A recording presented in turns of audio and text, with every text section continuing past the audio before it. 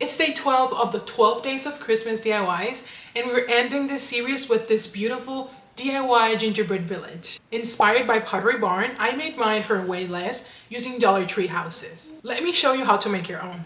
I love the timeless charm of a gingerbread village, but spending almost $200 on a designer set, that wasn't going to happen.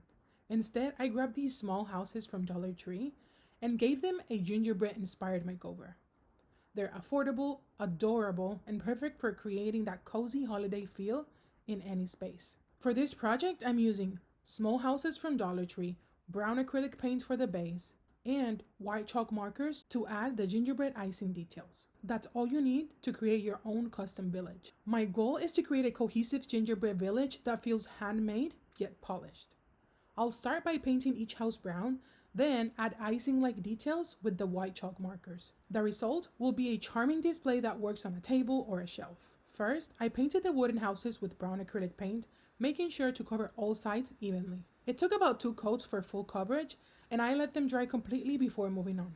Next, I use a white chalk marker to add the details: windows, doors, and icing-like patterns. Pro tip: keep your design simple for a clean, classic look. Don't worry if the lines aren't perfect, it adds to the handmade charm. The most challenging part? Keeping my hand steady while adding the details.